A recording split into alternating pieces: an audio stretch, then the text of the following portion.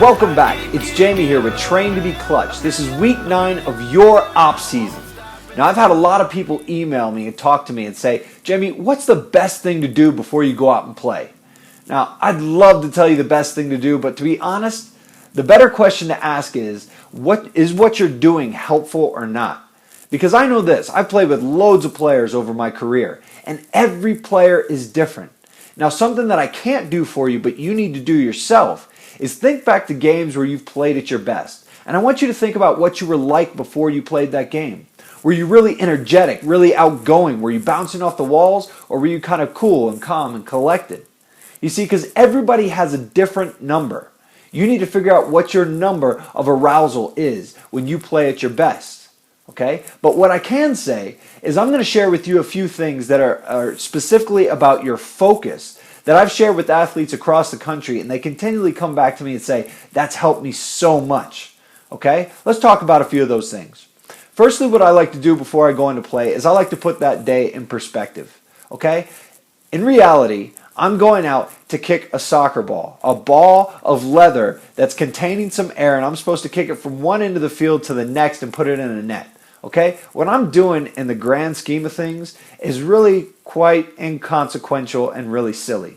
Okay? It doesn't mean that I don't give it very much significance or I don't try very hard, but in the grand scheme of things, how I play in that game really isn't the most important thing in life. I like to put that in perspective because that helps me take the edge off. The second thing I like to do, and especially because you're in this off season, you know I'm all about the growth mindset.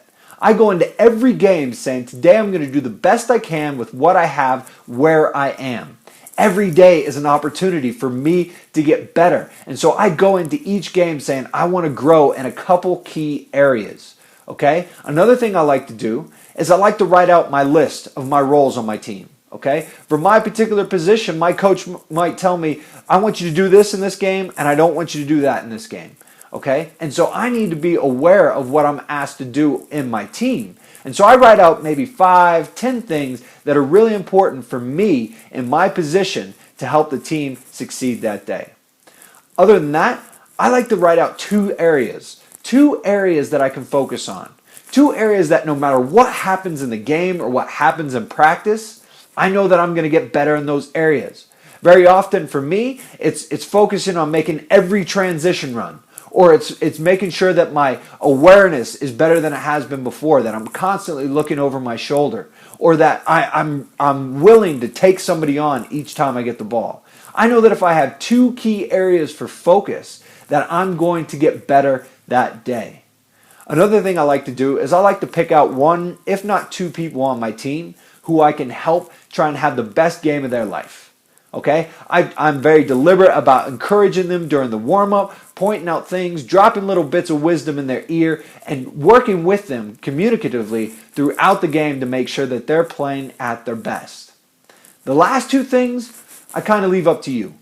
I do a little bit of visualization before I play. Okay? Now, if you don't do visualization during the week or you don't use it regularly, it's probably going to be a little bit goofy. But since I do it all the time, it's something that helps me focus. So if I know I'm going to play at a particular venue, I can see myself playing that game and doing things that I need to do that are on my job list over and over again before I get there. And it's like I've already played the game.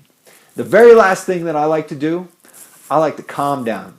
I'm one of those players whose number is very low. I like to be calm. And so I do some deep breathing that helps me push out all the things that are going on in my life, with my family, with my job, everything that's going on with my friends, all my relationships. I push it all out. I take in some deep breaths. I calm down and I focus in on what my job is for that day. Now, what you have to realize about these things is that there's nothing magical about them, okay? Just because you do certain things before you play, it doesn't guarantee that you're going to have the best performance of your life. But I do know from experience and from the experience of other people that some of these things will certainly help you focus a lot better so that you can maximize your potential for having the best game of your life. Okay?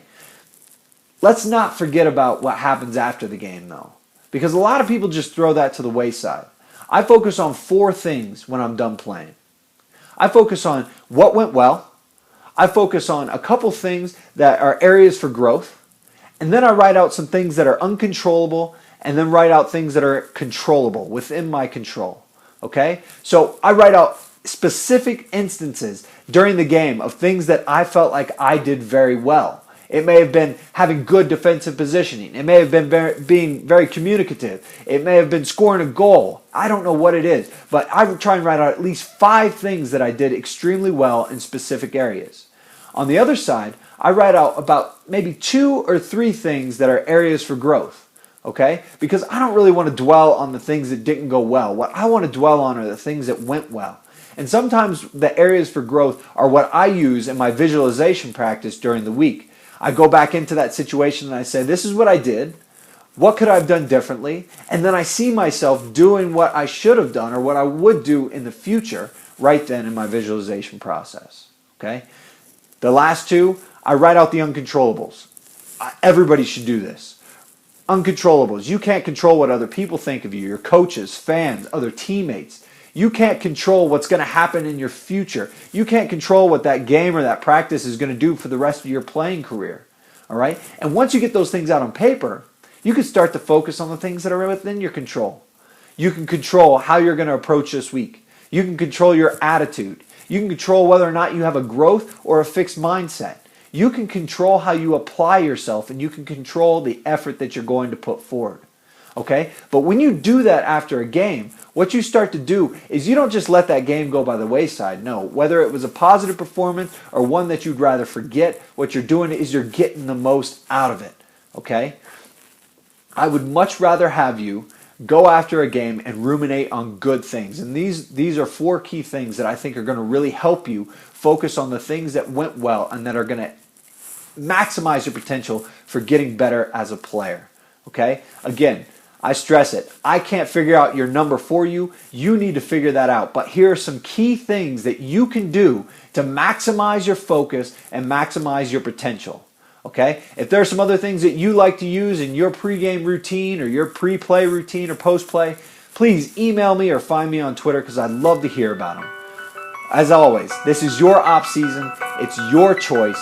Continue to work and don't be a stranger.